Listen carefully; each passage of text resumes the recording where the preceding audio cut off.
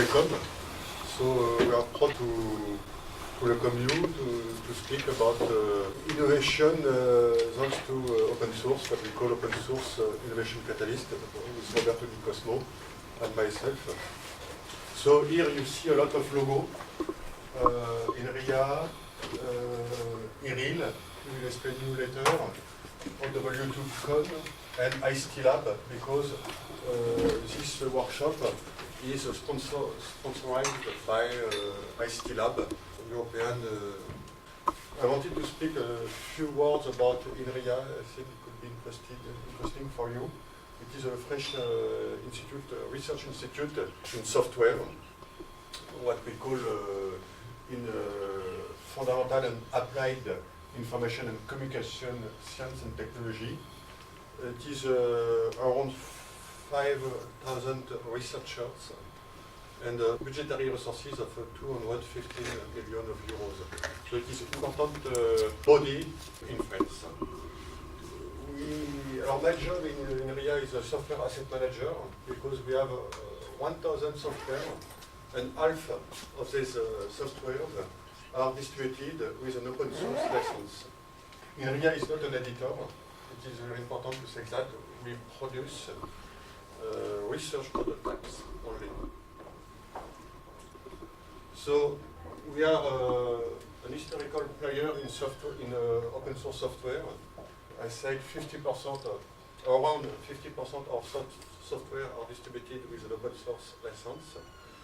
Maybe you know some of famous open source communities, CELAB, Coq, Monolith, Camel, maybe you know them.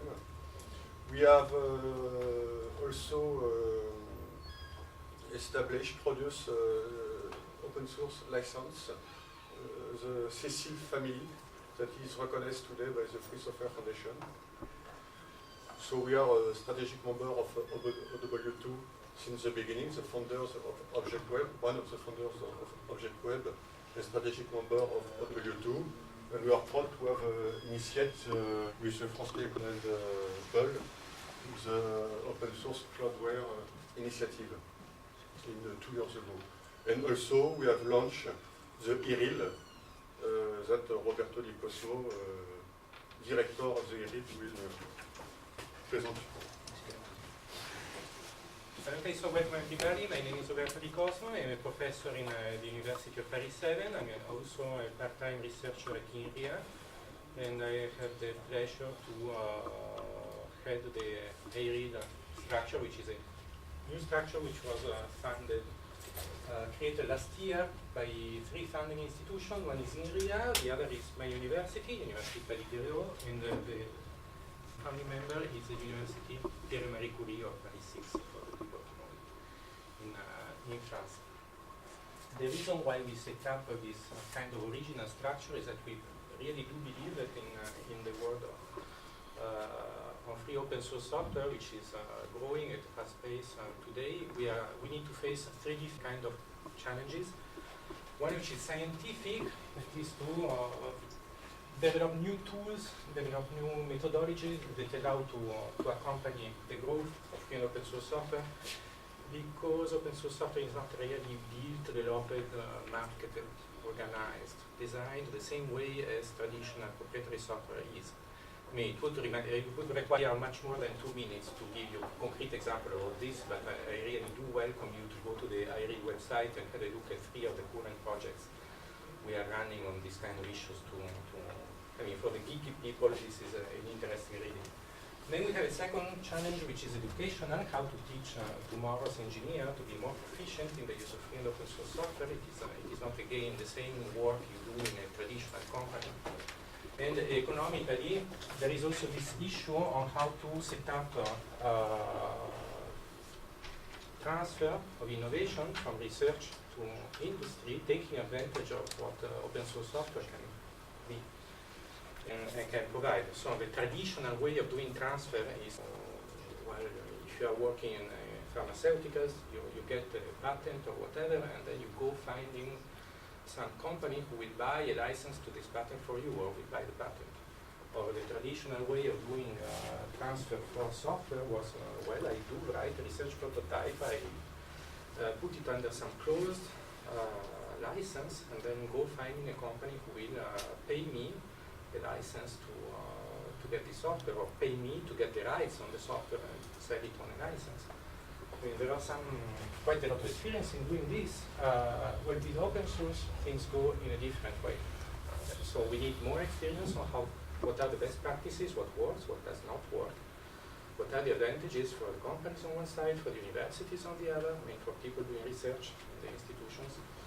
And so here also it is interesting to observe what's going on and try to provide examples. So what we wanted to do with IRILL, which is a little structure, but we believe it has quite a bit of potential, is to bring together 3 different communities. One is a community on researchers and education, which is my community. Another is the developer community, which is not necessarily the same as the community of the industry in the open source world. And on the other side, people coming from industry who do work in open source or use or provide open source. Bringing them together and try to work together to solve these 3 kind of issues. And that's the reason you see 3 shades of blue in this logo for IRILL. And the idea is that 3 different of like-minded people, but of different shades, going together, doing something, and then going back to the original institution with some new experience and knowledge and the network which is established. So this is our goal in the long term. So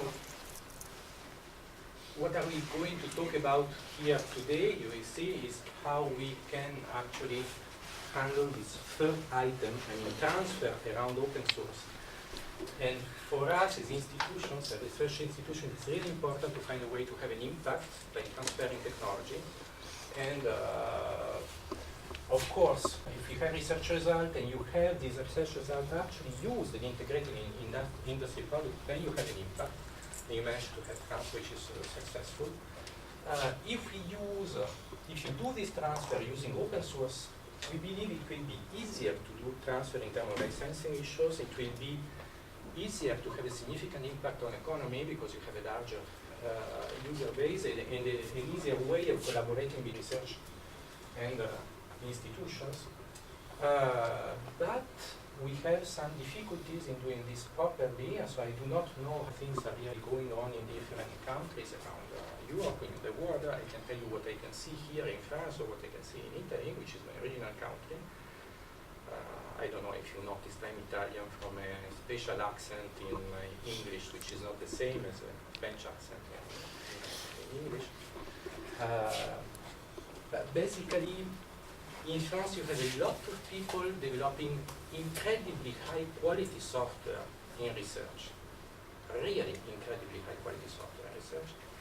But often these people, even if they distribute this software as open source, they are not necessarily really doing it in such a way as to build a community around this software. It is more or less open source under a glass. Okay, a sheet of glass, so you can look at it, but you are not really allowed to touch it. In some cases, like for example cryptographical protocols, I kind of understand why I would not like to have anybody going touching around the bits and saying, well, get rid of this empty variable or whatever. Okay, so, but there are cases where you really need to think about an ecosystem strategy and setting up a community around your software. And this is something which is not really done properly by the academic institution here in France. So we need to change it. I do believe that a similar problem is common around the world, but I'm really interested in knowing how people handle this issue in different countries and learning good stories. I do believe there are some interesting stories to be heard in this around.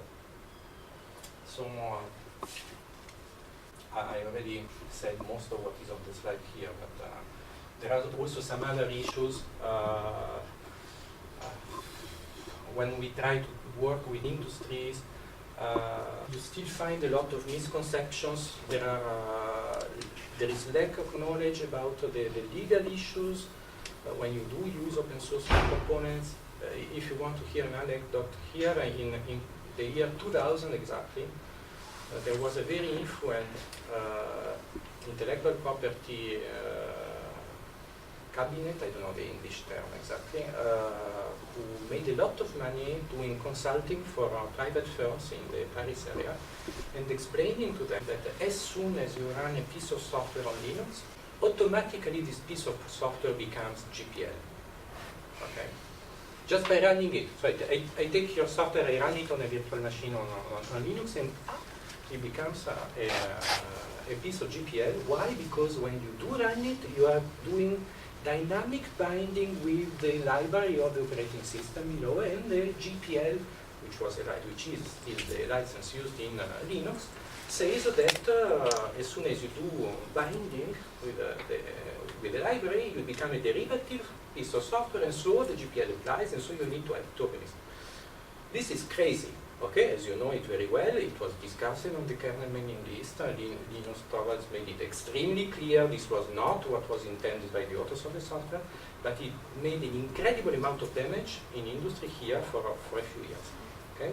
And these kind of crazy ideas are still around in many departments. So there is a lack of skills that can be legal, but can also be technical or economical, or about community management. How do you actually run an open source software business?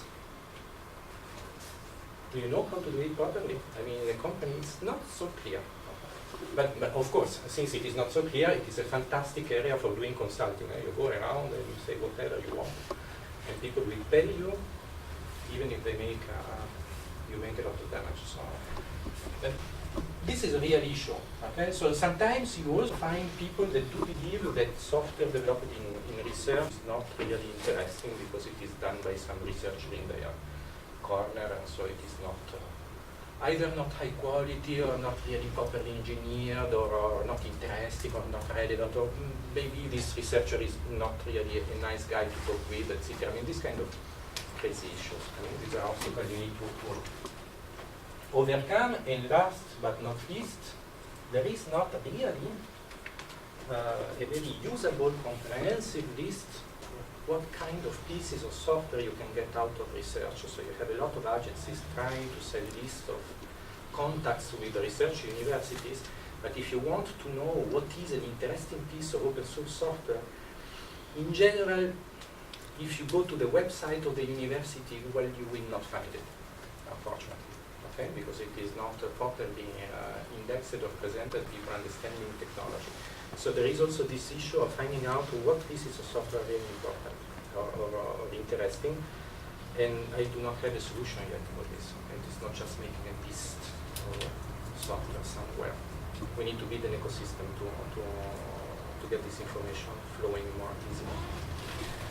And so again, all this requires a lot of expertise, which is not easy to find. We need to find more people doing this.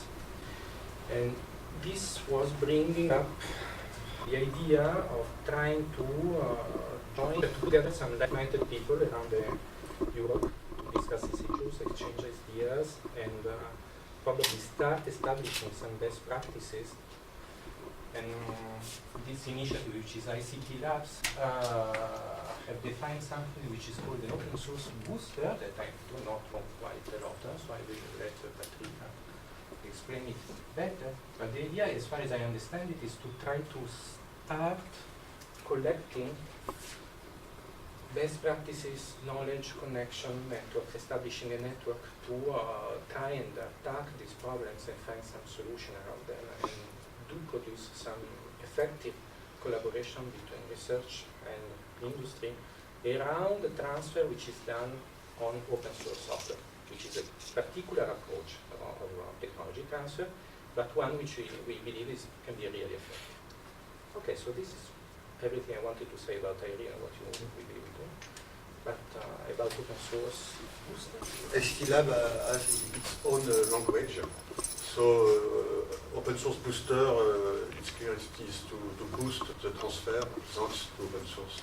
Because in France, this workshop is interesting. In France, a lot of software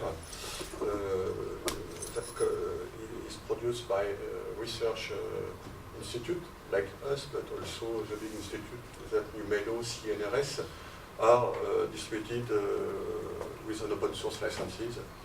And I think we could have more impact in the industry.